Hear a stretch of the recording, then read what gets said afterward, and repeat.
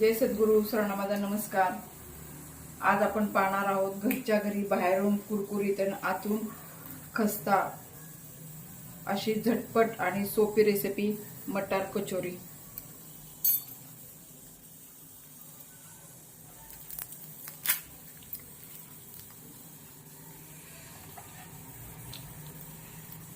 यावर आपण आता चिंचेचं पाणी टाकून घेऊया।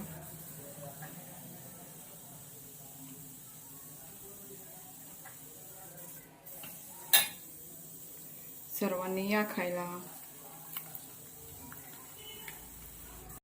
चला आपण मटार कचोरी करायला सुरुवात करूया। इथं मी 1 वाटी मैदा घेतलेला आहे। त्यामध्ये आपण थोडंसं मीठ घालूया।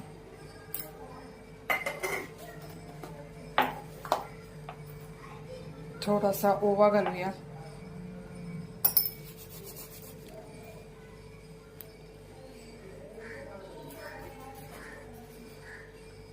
आणि 1 चमचा तेल घालूया।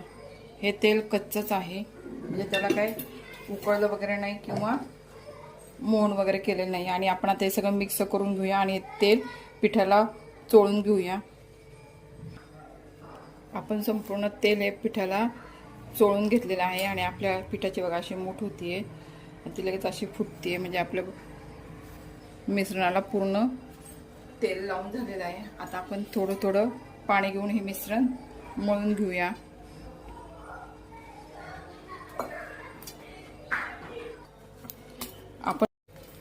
आपण पीठ हे असं घट्ट मळून ठेवलेलं आहे। 10-15 मिनिटं भिजण्यासाठी आपण हे पीठ ठेवूया।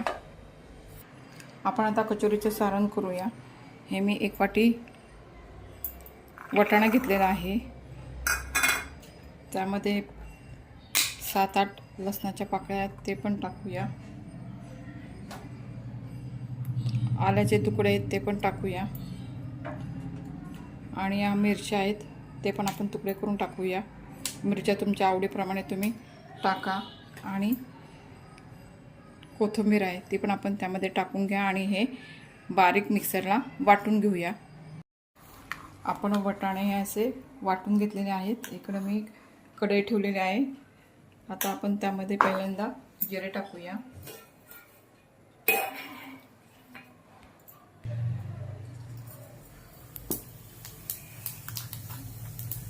आपण हे केलेलं वाटाण्याचं मिश्रण आहे ते त्यामध्ये टाकून घेऊया।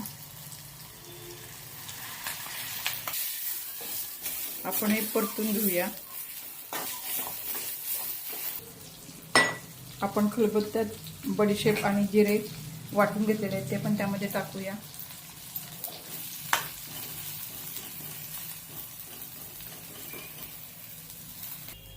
आपण आता 1 चमचा तीळ आहेत ते पण भाजून घेऊया।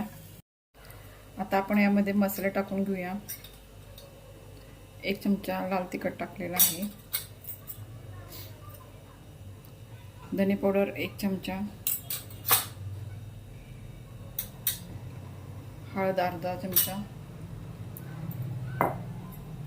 चवीनुसार मीठ।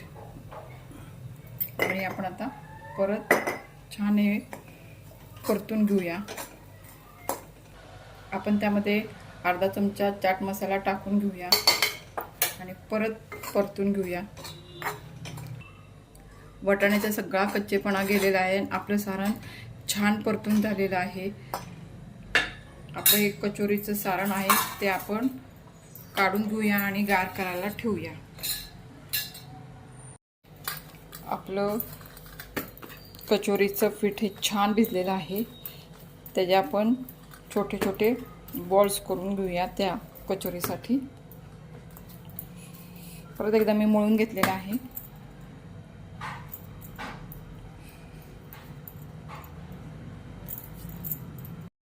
कचोरीच्या सारणाचे पण मी बॉल्स करून घेतलेले आहे। आता आपण कचोरी करायला सुरुवात करूया। असं पहिल्यांदा सगळीकडनं कडेने पीठ सर्कल करायचं। आता यामध्ये हा एक बॉल ठेवून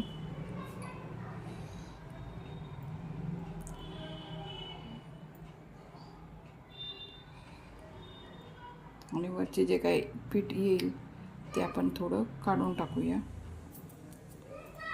व्यवस्थित बंद करताना व्यवस्थित करायचं, नाहीतर आपली कचोरी तळताना फुटते. त्यामुळं ते व्यवस्थित हे करायचं. ते हळूवार ह्याला दाबायचं.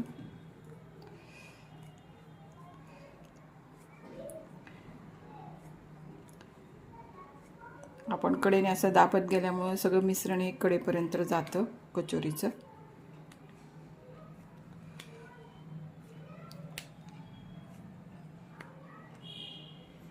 अशा प्रकारे आपण सगळ्या कचोऱ्या करून घेऊया.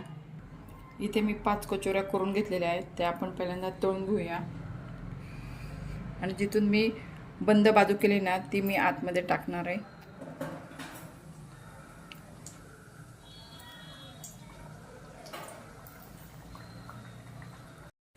बारीक गॅसवर कचोरी तळून झालेली आहे. कचोरी तळायला खूप वेळ लागतो आणि आपली कचोरी बघा चांगली अशी फुगलेली पण आहे, टम फुगलेली बघा. आता ही सोनेरी कलरवर मी ही तळून घेतलेली आहे. ती आता मी काढून घेते आणि या बाकीच्या सगळ्या कचोऱ्या तळून घेते.